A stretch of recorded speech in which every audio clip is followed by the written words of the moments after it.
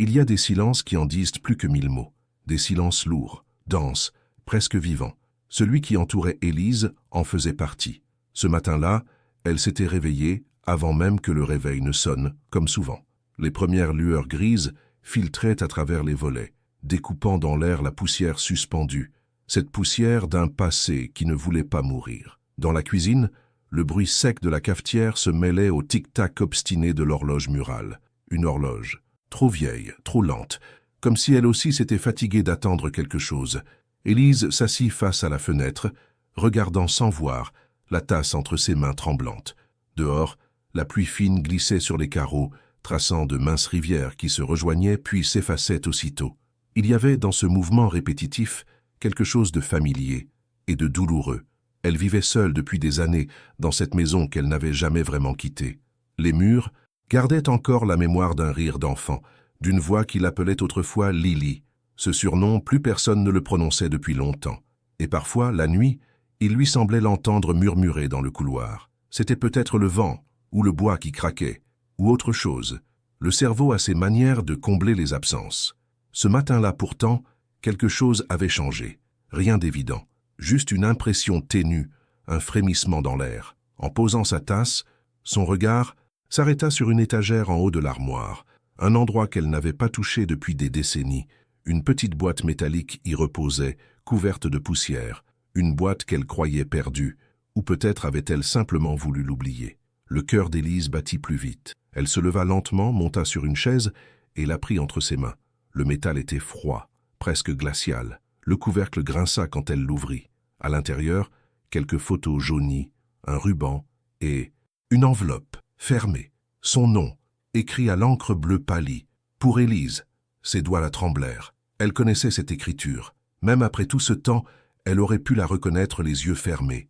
Celle de son frère, Thomas. L'air sembla se figer. Une sensation étrange envahit son corps, ce mélange d'excitation et d'effroi qu'on ressent avant une vérité qu'on n'a pas demandée. Thomas avait disparu il y a 30 ans, un soir de novembre, sans laisser de traces. La police avait parlé de fugue. Son père, lui, n'avait jamais voulu en parler, et sa mère s'était tue, comme si les mots eux-mêmes lui faisaient mal. Élise resta immobile, incapable d'ouvrir la lettre. Le papier semblait vivant, pulsant d'un souffle ancien. Le monde autour d'elle se mit à se dissoudre, les sons s'étouffèrent, le vent dehors se calma. Tout son être lui criait de ne pas le faire, mais la curiosité, ce vertige humain incontrôlable, la poussa à glisser son doigt sous le rabat. Le papier se déchira, lentement. L'odeur du temps s'en échappa, celle des greniers, du papier humide, de la mémoire. Les premières lignes étaient simples, presque tendres. « Si tu lis ceci, c'est que je n'ai pas réussi à revenir. Mais ne sois pas triste, Lily. » Elle sentit son cœur s'arrêter une seconde. Ses yeux couraient sur les mots, affamés et effrayés à la fois. Chaque phrase semblait écrite pour la blesser et la guérir en même temps. Le ton de son frère était calme, lucide, pas celui d'un adolescent en fuite. Il parlait de vérité et de promesses, de quelque chose qu'il n'avait pas eu le courage d'affronter. Les phrases étaient entrecoupées, parfois incomplètes. « Ce que père t'a dit, tu dois savoir que… » La suite était illisible. L'encre avait bavé, comme si une larme avait effacé la fin. Un bruit la fit sursauter. Le vent? Non. Un craquement, juste derrière elle. Elle se retourna brusquement, le cœur battant. Personne. Seulement le reflet du salon dans la vitre. La pluie, la lampe, la silhouette d'une femme qui ne se reconnaissait plus. Pendant un instant, elle eut l'impression que quelqu'un d'autre se tenait derrière son reflet. Elle reposa la lettre, mais ses yeux revinrent sans cesse vers une phrase soulignée 3 fois. « Pardonne ». Ce mot si simple semblait peser plus que le reste du texte réuni. Pardonner quoi? À qui? À son père? À elle-même? Une part d'elle avait envie de brûler la lettre, de rejeter cette intrusion du passé dans le présent. Mais une autre part savait qu'elle venait d'ouvrir une porte qui ne se refermerait plus. Elle prit la boîte et sortit dans le jardin, respirant l'air humide. Le vent glacial lui mordait les joues. Dans le sol détrempé, des feuilles mortes collaient à ses bottes. Elle leva les yeux vers le ciel bas et gris, cherchant une réponse dans le vide. Tout à coup, elle remarqua un détail qu'elle n'avait jamais vu. Gravé à peine visible sur le couvercle de la boîte, il y avait un mot, presque effacé. « Reviens ». Élise resta figée, la gorge serrée. Était-ce une coïncidence ou un appel? Les souvenirs se mirent à remonter, flous, violents, des éclats de voix, une porte qui claque, une promesse non tenue, une main qui lâche une autre. Tout ce qu'elle avait voulu oublier refaisait surface, lentement, implacablement. Ce soir-là, elle ne dormit pas. La lettre reposait sur sa table de chevet, comme une présence. Chaque fois qu'elle fermait les yeux, les mots « pardonne » et « reviens » pulsaient dans sa tête. Et quelque part, très loin, elle crut entendre une voix d'enfant, murmurer son prénom comme un écho venu d'un autre temps. Elle savait, désormais, qu'elle ne pourrait plus ignorer cette vérité enfouie, que quelque chose, quelque part, l'attendait encore, et que cette lettre n'était peut-être que le début. Dites-moi dans les commentaires, que pensez-vous que cache vraiment ce message? Était-ce une confession ou un appel venu d'ailleurs? La pluie n'avait pas cessé depuis la veille. Elle tombait, fine, presque invisible, mais persistante comme si le ciel lui-même refusait de tourner la page. Élise marchait lentement sur le chemin boueux qui menait à la vieille maison familiale, celle qu'elle n'avait pas franchie depuis plus de 20 ans. La lettre de Thomas brûlait dans la poche de son manteau, et à chaque pas elle avait l'impression qu'elle pesait davantage, comme si le papier se gorgeait de secrets. Le vent soufflait entre les arbres, faisant craquer les branches, rappelant à Élise cette peur d'enfance qu'elle croyait disparue, celle du silence après les cris. Le portail grinça lorsqu'elle le poussa. Le jardin était envahi par la végétation, les rosiers sauvages étouffant les allées. La maison, elle, semblait inchangée. Les volets clos, la peinture écaillée, et pourtant, quelque chose vibrait derrière ces murs. Une présence. Pas un fantôme, non. Plutôt une mémoire restée prisonnière du lieu. Elle inspira profondément avant d'entrer. L'odeur la frappa aussitôt. Celle du vieux bois, de la poussière et d'un parfum qu'elle n'avait pas senti depuis son enfance, celui de sa mère. Une fragrance légère de lavande et de cire chaude. Tout remonta à la surface d'un coup. Les dimanches d'hiver, la soupe fumante, les éclats de rire, puis le cri. Le dernier cri. Celui qu'elle avait entendu le soir où Thomas avait disparu. Ses pas résonnaient dans le couloir vide. Elle ouvrit la porte du salon et s'arrêta net. Sur la table, une photo encadrée. Une photo qu'elle n'avait jamais vue. Son frère y souriait, debout près de leur père, tenant un cerf-volant rouge. Et derrière eux, à peine visible, une silhouette floue. Une femme. Élise sentit sa gorge se serrer. Cette photo ne pouvait pas exister. Elle avait assisté à la disparition de ce cerf-volant ce jour-là sur la falaise. C'était le dernier souvenir avant la tragédie. Qui avait pu replacer cette image ici? Elle prit le cadre entre ses mains et remarqua quelque chose d'étrange. Au dos, une inscription gravée à la main. Ne cherche pas plus loin. Les lettres semblaient tracées au couteau. Son souffle se bloqua. Était-ce un avertissement ou une provocation? Le bois du cadre était récent. Quelqu'un était revenu ici, récemment.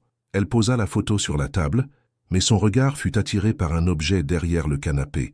Un carnet à moitié couvert de poussière. Un carnet à la couverture en cuir, attaché par une ficelle.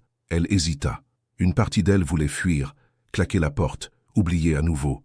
Mais la curiosité, cette force obscure qui pousse l'âme à s'approcher du feu, l'emporta. Elle ouvrit le carnet. Les premières pages contenaient des notes de son père, des phrases courtes, nerveuses, presque fiévreuses. Elle ne doit jamais savoir. Si elle découvre la vérité, tout sera perdu. Plus loin, une autre page. Thomas savait. Il a voulu parler. Un frisson glacé parcourut tout son corps. Les mots semblaient écrits la veille, pas 30 ans plus tôt. Sa respiration s'accéléra. Son père. Que cachait-il? Quel lien entre ce carnet, la lettre et cette phrase gravée « Ne cherche pas plus loin ». Le monde autour d'elle se brouilla un instant, comme si le passé et le présent se mélangeaient. Elle posa le carnet, ferma les yeux, cherchant à rassembler ses pensées, puis un bruit la fit sursauter. Un craquement suivi d'un léger grincement. La porte du couloir venait de s'ouvrir lentement. Aucun courant d'air n'aurait pu provoquer cela. Le silence qui suivit fut total, étouffant. Le genre de silence qui précède toujours quelque chose. Elle se retourna.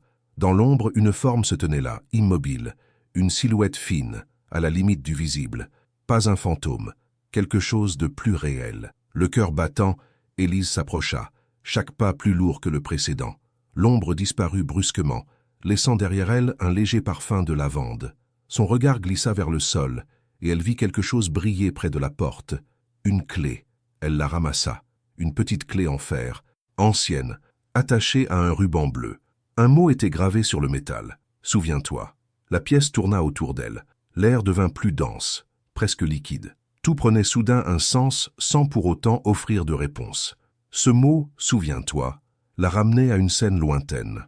Elle se revoyait, petite fille, serrant la main de Thomas sous la pluie, tandis que leur père criait quelque chose qu'elle n'avait jamais compris. Puis le bruit d'une porte qui se ferme, une promesse faite entre enfants. On ne se séparera jamais. Elle rouvrit les yeux, tremblante. La clé dans sa main semblait vibrer. Elle chercha du regard où elle pouvait appartenir. Sur le mur du couloir, derrière une tapisserie partiellement arrachée, une petite serrure, invisible autrefois. Elle s'approcha. Ses doigts glissèrent sur la clé, hésitants. Le métal entra parfaitement dans la fente.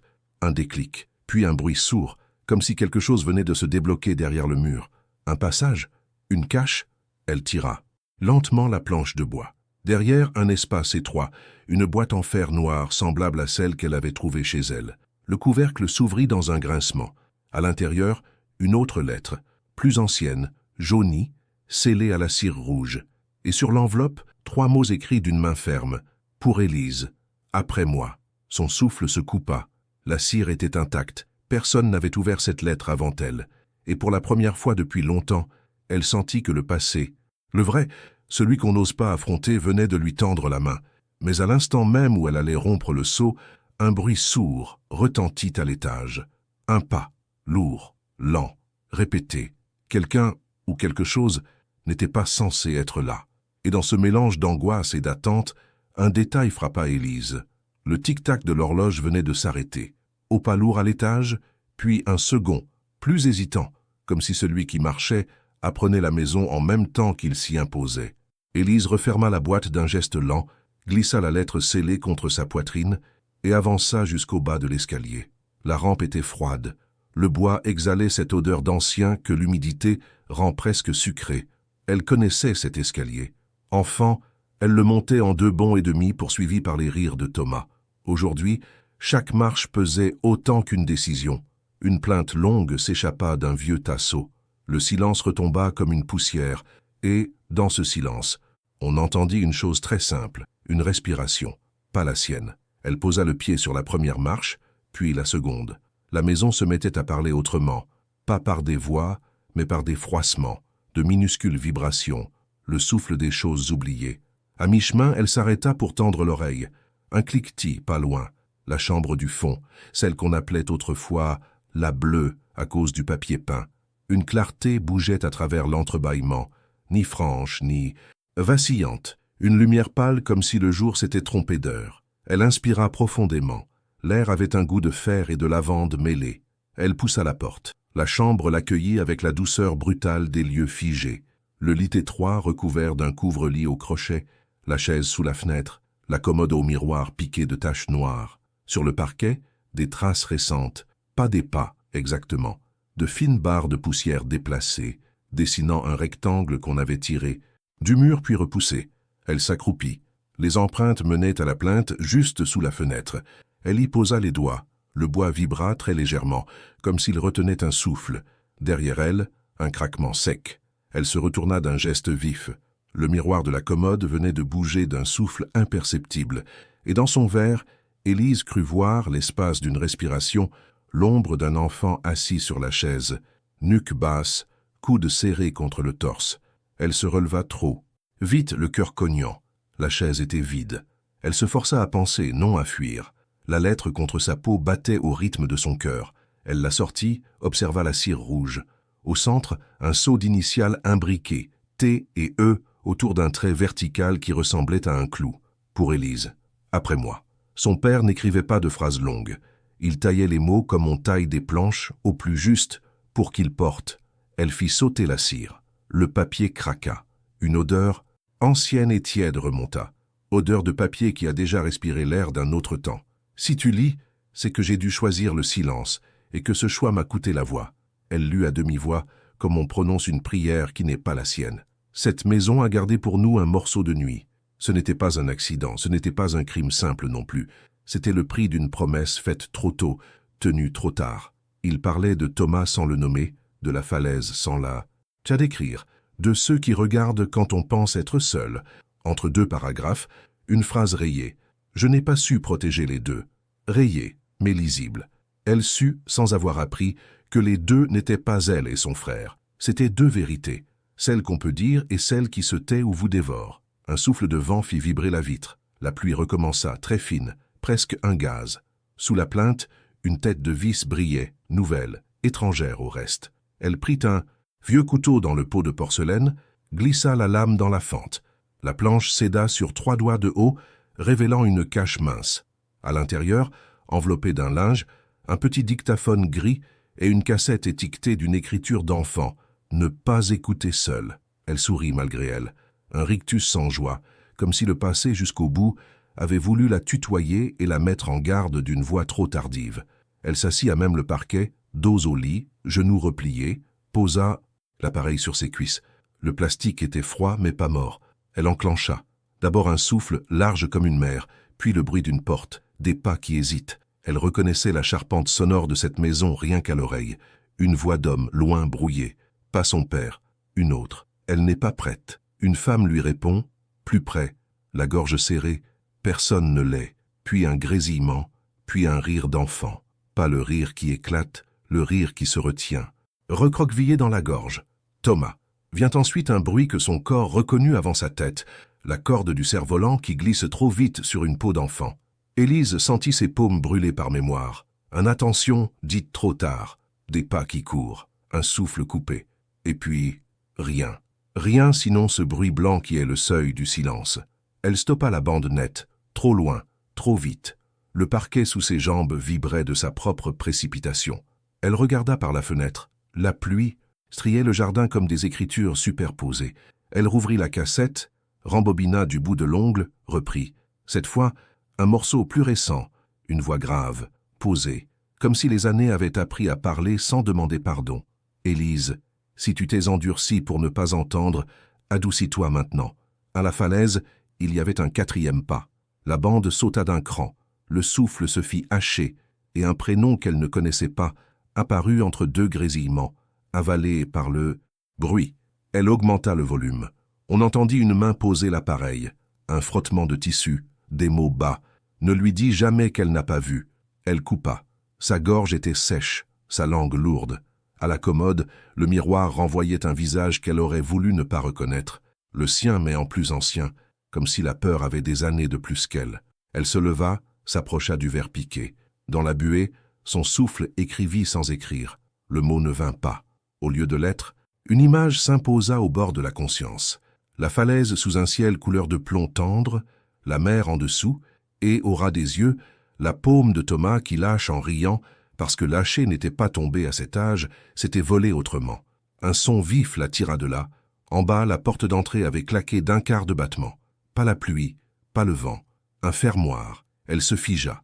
La lettre glissa de ses doigts et atterrit avec un bruit de feuilles mortes. La maison, d'un coup, reprit la respiration d'un animal éveillé. Les planches, le mur, les rideaux. Tout acquiesçait à une présence. Elle éteignit le dictaphone, le rangea dans son manteau avec la cassette, puis referma la plainte à moitié. Elle se surprit à éteindre aussi la lampe de chevet, par réflexe, comme si l'obscurité pouvait la protéger d'être vue. De l'autre côté du couloir, un éclat de lumière se déplaça, un faisceau mince qui rasa la poussière, la lueur d'une lampe torche, tenue basse. « Il y a quelqu'un » Sa voix sortit plus calme qu'elle ne se sentait. La lampe s'immobilisa. 1 seconde, 2. Le halo remonta, accrocha le plafond, redescendit sur la porte et s'éteignit. Le bruit de pas reprit, différent. Cette fois, elle entendit le poids. Pas une silhouette de hasard. Quelqu'un qui connaissait les marches à éviter pour ne pas faire grincer. Quelqu'un du lieu. Les doigts d'Élise glissèrent dans sa poche, serrèrent la petite clé au ruban bleu comme on serre un talisman.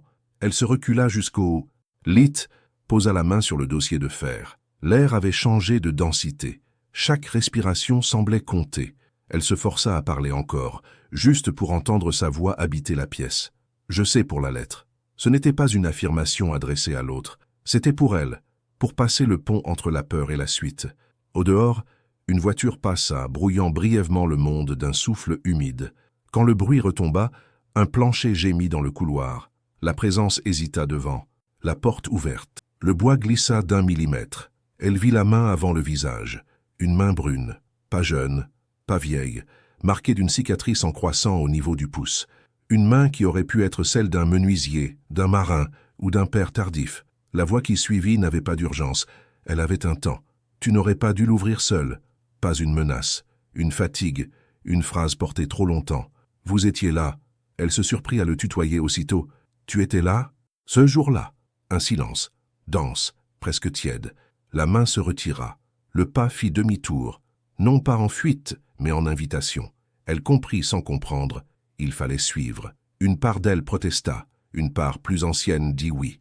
Elle glissa la lettre dans sa poche, cacha la cassette dans la doublure de son manteau, sortit dans le couloir. L'odeur de lavande s'était mêlée à celle d'un tabac très léger, presque une mémoire de tabac. La lampe torche s'alluma de nouveau, bas, éclairant le tapis élimé, filant vers l'escalier. Ils descendirent. Chaque marche prenait le poids exact d'un souvenir qu'on rend à sa place. Au rez-de-chaussée, la maison paraissait plus petite. La pluie moussait contre les vitres, un crachin qui a la douceur entêtée de ce qui ne cessera pas tant qu'on n'a pas compris. La silhouette s'arrêta devant la porte sous l'escalier, celle du cagibi où l'on rangeait les valises et, autrefois, les secrets qu'on croyait anodins. La clé bleue vibra dans sa poche comme si on l'appelait par son nom. L'homme ne la regardait pas. Il attendait, tête légèrement inclinée face à la serrure, comme s'il devait à quelqu'un d'invisible un geste juste. « C'est à toi », il dit ça sans solennité. Elle sut qu'il avait raison. Elle sortit la petite clé, la présenta. Le métal reconnut le métal. Le mécanisme céda avec une douceur presque polie par les années. La porte s'ouvrit sur une odeur de carton, de cuir, et cette fine pointe d'humidité qu'ont les lieux qui patientent. Oh, ras du sol, une valise, la grande, grain de peau, les coins renforcés de laiton, celle de leur mère. Le cuir, quand elle passa la main dessus, répondit avec une élasticité à peine croyable, comme si l'objet refusait d'être purement passé. La silhouette recula d'un pas, lui laissant l'espace. Elle posa la valise à plat, souleva les attaches. Dedans, des vêtements pliés au cordeau, une brosse ronde, un flacon de parfum presque vide, des lettres ficelées d'un ruban clair et, tout au fond, une enveloppe identique à la sienne, même cire, même sceau. Pour qui tu resteras? Elle resta un moment immobile, la tête penchée comme on écoute un instrument avant de jouer. Les lettres, elle les sentit, n'étaient pas un trésor. C'étaient des outils pour défaire une couture trop serrée entre deux vies. Pourquoi maintenant? Sa voix avait retrouvé un grain, une tenue. L'homme, dans son ombre, haussa à peine l'épaule. Elle entendit le bruit du geste plutôt qu'elle ne le vit. Parce qu'on vient, toujours chercher ce qu'on n'a pas enterré. Ou parce que ce qu'on n'a pas enterré finit par nous retrouver. Il parlait comme on travaille, sans chercher la phrase. Elle se redressa, le fixa, mais le visage restait dans le retrait, animé seulement par le balancement du faisceau.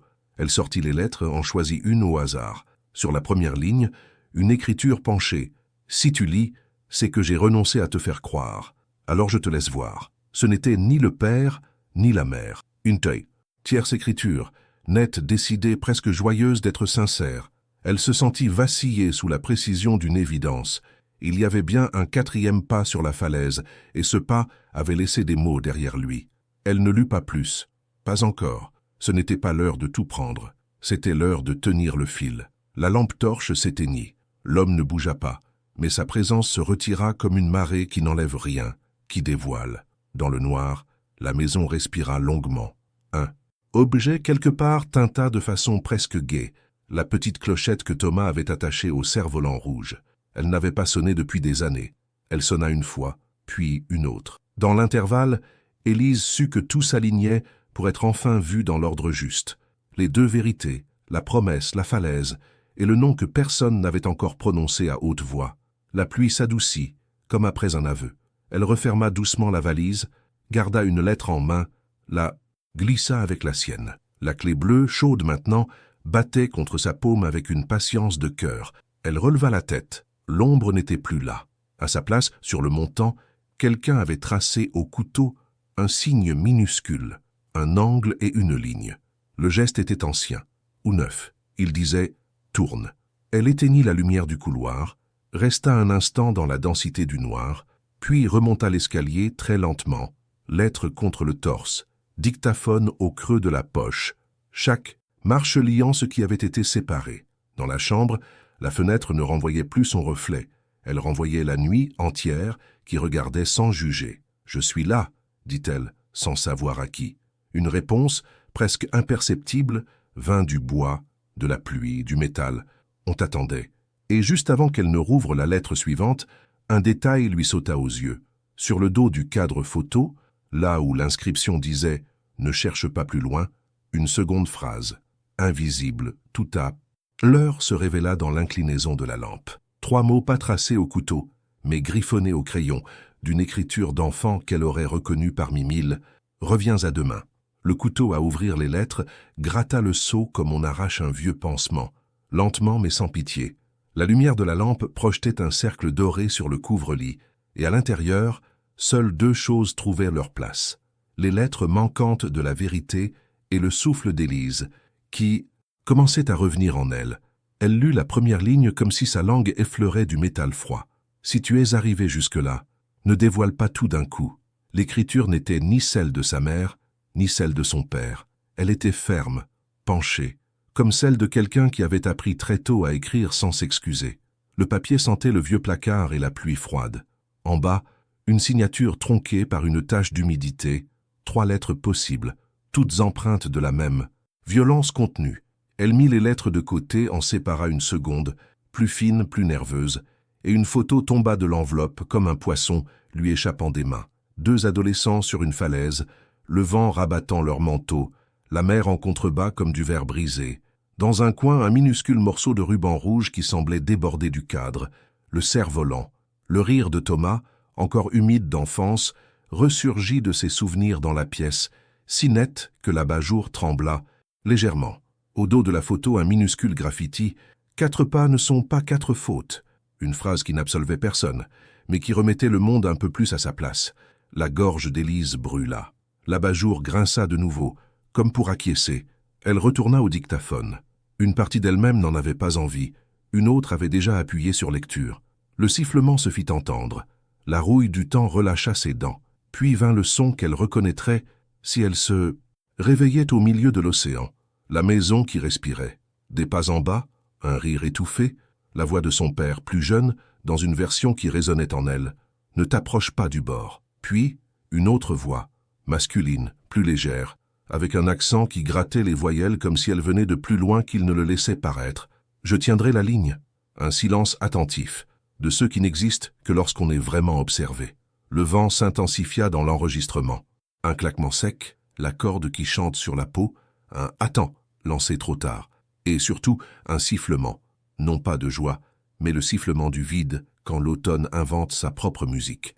La bande s'arrêta d'elle-même. La maison s'arrêta avec elle pendant une seconde entière. La petite clochette du jouet, oubliée sous l'escalier, tinta de nouveau. 1 fois, 2 fois. Ce n'était pas de la poésie, c'était de la physique, l'air traversant un objet qui gardait la mémoire du vent. Élise descendit pieds nus, portant les lettres comme les dents d'une clé. Le couloir avait cette froideur que prennent les lieux lorsqu'ils décident de dire la vérité. Appuyée contre la porte du placard, la vieille valise en cuir ressemblait à une créature réveillée en plein hiver. La clé à ruban bleu, chaude pour la 2e fois ce soir-là, s'ouvrit sans résistance.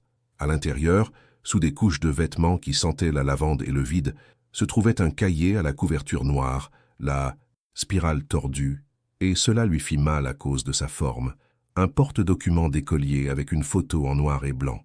Thomas, les yeux plissés par le rire, l'oreille gauche légèrement plus ouverte que la droite, comme s'il voulait entendre avant les autres. Elle ne pleura pas. Son corps tout entier se projeta en avant, devançant la moindre larme. Le cahier s'ouvrit en 2, comme un lac fendu par une rame. Les pages étaient datées, toutes du même mois où le monde avait basculé. Aujourd'hui, il est arrivé avec la nouvelle ligne. Il a dit s'appeler Rémi, que le vent de la crique obéit à ceux qui n'ont pas peur de tomber. Rémi, 3 lettres. La tache de la signature, 3 lettres. Rémi quoi? Un nom peut être une allumette allumée dans une grange. Le paragraphe suivant était raturé, mais pas suffisamment pour l'empêcher de se lire. Papa a dit que c'était dangereux de faire confiance comme ça. Maman a dit que le danger, c'est ce qu'on ne nomme pas. Les phrases avaient la clarté déformée de l'adolescence. Tout est trop vrai, et c'est pourquoi presque aucun adulte n'y croit. La dernière ligne de la page respirait différemment. Demain, on va à la falaise. 4 pas jusqu'à la marque. Il a dit qu'il tiendrait la ligne. La porte d'entrée claqua comme si un courant d'air l'avait étranglé. Ce n'était pas un vent de tempête, mais l'air de quelqu'un qui connaît les rouages de la serrure. La lampe du couloir projeta un halo, puis s'éteignit. La maison était faiblement éclairée, d'un gris semblable à l'intérieur d'une vieille poche. Une odeur de tabac sans fumée surgit de nulle part, ce genre de fantôme qui ne hante que ceux qui ont aimé. Élise ne se cacha pas. Elle posa le carnet sur la valise, ferma le portefeuille de Thomas du pouce et sortit dans le couloir. Le bruit de ses pas était en parfaite harmonie avec le bois qui refusait de se trahir, un poids familier. L'inconnu n'était pas totalement inconnu de la maison n'était pas totalement son ennemi. Rémi? Elle prononça le nom comme si elle testait une marche avant d'y mettre tout son poids. Les pas s'arrêtèrent, puis un rire très bas, sans dents, un mélange de soulagement et de gêne. C'est moins dangereux que ce que nous avons inventé, Élise. Ce n'était pas de la peur, mais une reconnaissance tardive. La voix venait de l'espace sous l'escalier. Un homme maigre, le visage marqué par les nuits blanches, les yeux couleur de terre humide. Une entaille en demi-lune sur son pouce droit, identique à celle aperçue quelques instants auparavant dans l'entrebâillement de la porte. La lampe qu'il portait refusait de rendre les gens beaux ou laids. Elle les rendait simplement réels. Il posa la flamme sur le buffet. La lueur se reflétait dans les contours du couloir, donnant au mur une teinte jaune photographique qui avait survécu au déménagement. « Vous connaissiez mon nom », dit-il, comme pour lui rendre l'appareil. Mon carnet le savait avant moi. Il hocha la tête, comme pour remonter une vieille horloge. Silence s'assit à table avec eux. Dehors, la pluie s'intensifiait. Rémi passa la main sur le buffet et se souvint d'une vieille habitude, raconter des histoires sans s'y cacher. L'adulte que j'étais n'avait plus sa place sur cette falaise. Je tenais la corde pour un garçon qui, l'espace d'un instant, croyait voler en tombant, et pour un père qui serrait les dents au lieu d'appeler à l'aide. Il fallait bien que quelqu'un ait les mains libres. C'était moi. Jusqu'à ce que le vent se souvienne qu'il n'en fait qu'à sa tête quand il décide de tendre la corde dans le mauvais sens. Alors tu as démissionné? J'ai lâché prise sur ce qui ne m'appartenait pas. J'ai gardé ce que je pouvais. Et quelqu'un m'a soutenu en secret. Il regarda les lettres posées sur ses genoux. Ce qui manque à ces pages, ce n'est pas la culpabilité. C'est le nom de la personne restée invisible pour que l'histoire puisse se compléter. La maison sourit, dans un craquement de bois. Ce n'était pas le pardon, c'était le progrès. Élise ouvrit une autre lettre. L'encre avait bavé, mais la phrase restait lisible. Si jamais elle demande, dis-lui que j'ai choisi le silence par lâcheté romantique. Dis-lui aussi que j'ai eu tort. La signature était celle de son père, chaque lettre un clou. En dessous, une postface écrite à la hâte, en lettres qui n'étaient pas les siennes, et que j'étais là à son retour. Le mot « retourner » avait été soigneusement écrit. Au-dessus, un autre « rester »,« retourner »,« rester ». Le mot juste dépendait du point de départ de la mesure de la distance. « Tu es resté ?» Elle ne demandait pas comment on rechargeait. Elle posait la question comme si on mesurait l'espace dans une pièce vide pour savoir où un piano pourrait tenir. Je suis resté où j'ai pu. Un nom dans le registre de présence de l'usine, une boîte à outils derrière le comptoir de la verrerie Gravillier, et une promesse faite à genoux dans le couloir de cette maison. Il effleura le mur du revers des doigts, de la rendre quand il y aurait quelqu'un pour la recevoir. Rendre quoi? La question était si claire qu'elle se passait de mots. Rémi l'entendit pourtant, la scène entière, pas l'extrait qui sauve le coupable du miroir. Il se dirigea vers la porte sous l'escalier et l'ouvrit brusquement. L'armoire sembla respirer un air plus vif, comme si elle avait enfin une fenêtre. Il tira une boîte étroite du fond, du bois sombre, 2 loquets latéraux, un fermoir central rayé, marqué d'ongles qui semblaient vouloir lui donner un autre destin. À l'intérieur, 6 bobines de film Super 8 dormaient comme des animaux recroquevillés. Chaque bobine portait une étiquette en minuscules caractères. 4 Steps E, 4 Steps 2, Marsh Cove, Red Line, Return, Stayed. Ces étiquettes étaient de sa mère, cette écriture qui transformait les voyelles en abri. Le cœur d'Élise ouvrit la fenêtre. Ses mains tremblaient moins que nécessaire pour le drame, mais suffisamment pour comprendre qu'un dimanche entier était gâché par une triste comédie. Rémi ne toucha pas aux bobines. Il poussa la boîte vers elle. La flamme de la lampe s'affaissa, puis reprit de l'ampleur comme une inspiration avant l'écoute. « Je l'ai rapporté la semaine suivante. Ton père m'a dit qu'il allait le brûler. Puis il a écrit la lettre que tu as lue. Ta mère m'a dit de la cacher jusqu'à ce que je puisse la tenir sans la déchirer. » Il la regarda avec une humilité qu'il ne savait feindre. « Ils sont à toi. » Elle rangea les rouleaux dans la boîte comme si elle rendait aux os la mémoire d'un corps. La clochette sous l'escalier tinta de nouveau. 1 fois, 2 fois, 3 fois. À la 4e, elle s'arrêta. non par manque de souffle, mais parce qu'elle avait atteint son but. Le son laissa dans l'air la géométrie de quelque chose qui avait enfin trouvé sa forme propre. Et si ce qui est là ne change rien à la douleur? La question sortit d'une voix faible, mais avec une résonance métallique. La douleur se déplace alors. Rémi esquissa un sourire, comme s'il retenait le reste pour ne pas le gaspiller. Parfois, ça suffit pour qu'on se rendorme sans éteindre la lumière. Là-haut, la fenêtre de la chambre tapissait le ciel nocturne. La pluie était devenue fine comme de la gaze. L'horloge de la cuisine retrouva le rythme qu'elle avait perdu depuis des années. Tout autour semblait s'accorder sur un détail encore invisible. Élise se leva avec la boîte, en sentit le poids exact. Il n'était ni aussi lourd que le silence, ni aussi léger qu'un beau mensonge. C'était le poids d'un film avant d'être vu. Elle monta les escaliers avec la précaution de quelqu'un qui apporte de l'eau à un feu éteint depuis longtemps. Rémi ne la suivit pas. Il resta là où la maison avait besoin de quelqu'un qui sache écouter les escaliers. Dans la chambre, elle déposa la boîte sur le couvre-lit, ouvrit le vieux projecteur qui dormait dans l'armoire depuis d'autres Noëls, essuya la lentille et tourna la manivelle comme son grand-père tournait les films. Le tissu blanc improvisé sur le mur capta la première lueur. Des grains de poussière dansèrent, comme des flocons de neige découvrant la chaleur. La bobine Foursteps E alimentait la machine. La lampe tira les ténèbres de l'intérieur. L'image naquit. Un grain prononcé, des couleurs neutres, un ciel d'un bleu unique. Thomas courait, tel un minuscule volcan, le ruban rouge coupant la scène en 2 diagonales. La caméra hésita, rit, se corrigea. La main qui filmait était empreinte d'amour, et l'amour tremble souvent au début. Le père, hors champ, donna un ordre qui sonnait plus comme une sollicitude qu'un commandement. La mère, tout près du micro, dit « Respire », comme si l'air était un héritage qui se partage sans se perdre. Et puis, presque flou, un bras tenait la ligne. Ce n'était pas celui du père, ce n'était pas celui de la mère. C'était celui de l'homme mince aux yeux couleur terre, plus jeune, les cheveux au vent. La main en forme de demi-lune coupa. La ligne se tendit, le garçon rit, le ciel s'ouvrit sur un triangle rouge qui savait exactement quand s'illuminer. L'image trembla au 2e pas. Au 3e, le monde entier sembla basculer d'1 degré vers la gauche. Au 4e, la caméra s'abaissa d'une main, comme si l'on se souvenait qu'il y avait aussi le sol. Et à l'instant précis où le vieux souvenir lui ordonna de s'arrêter, le moment de la chute que la maison murmurait depuis des années. Le film ne coupa pas. Il resta figé. Il montra des mains, beaucoup. 2 mains d'homme, une main de femme, la main d'un autre garçon, agrippant ce qu'il pouvait, terrifié. Le rire cessa mais ne se mua pas en cri. Il se transforma en un souffle court. Le ruban rouge chanta sur l'objectif et le jouet se releva, obéissant à 4 personnes qui, l'espace d'un instant, ne formaient plus qu'un seul, corps face au vent. L'écran devint noir en plein mouvement. La bobine s'acheva. Le silence qui suivit était profond comme l'océan. En bas, la sonnette ne retentit pas. Elle n'en avait pas besoin.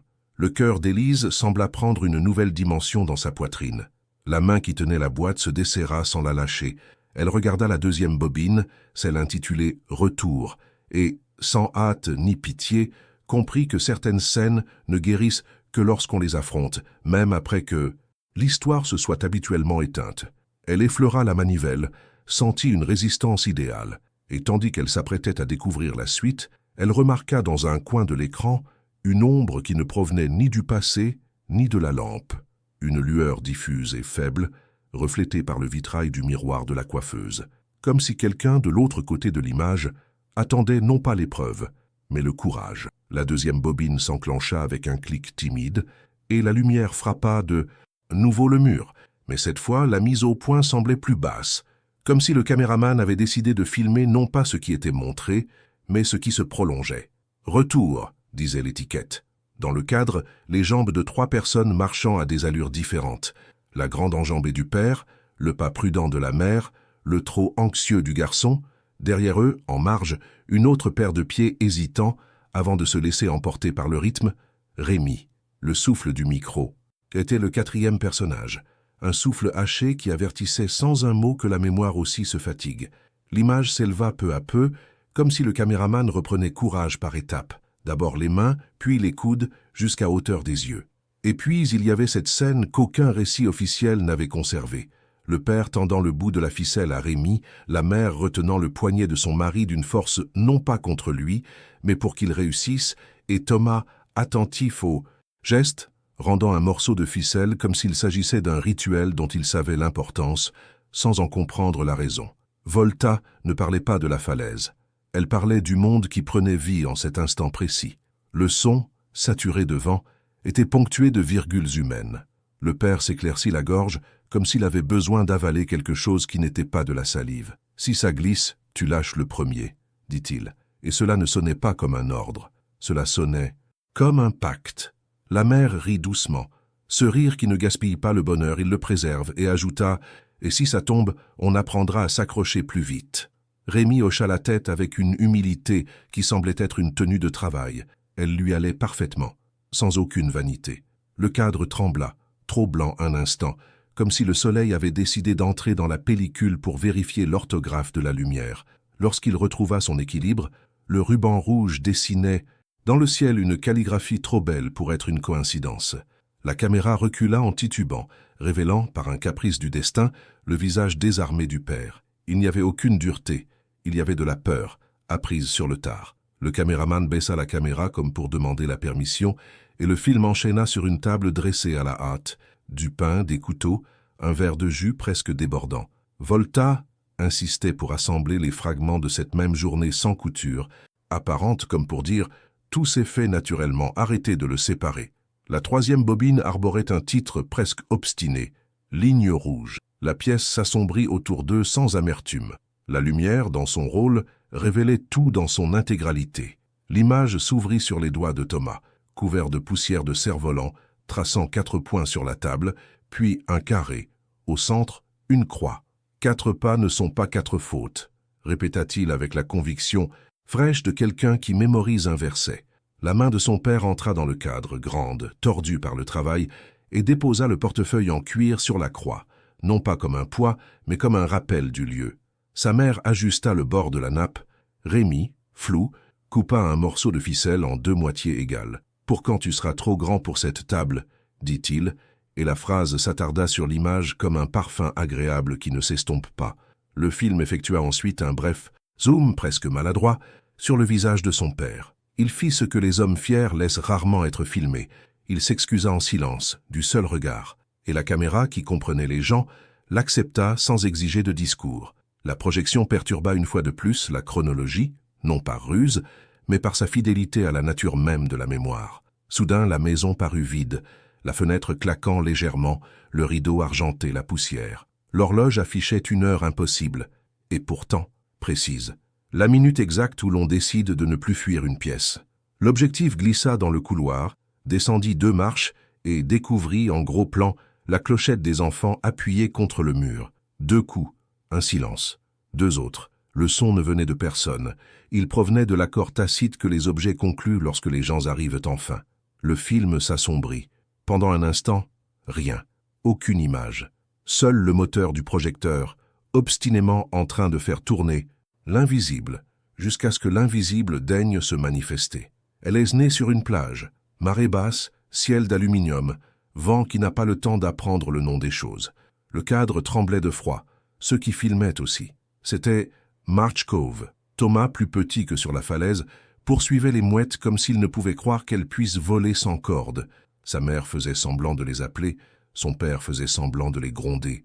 Rémi, avec un manteau trop grand pour lui, disait quelque chose que le vent emporta, mais la caméra capta la réaction de tous les visages.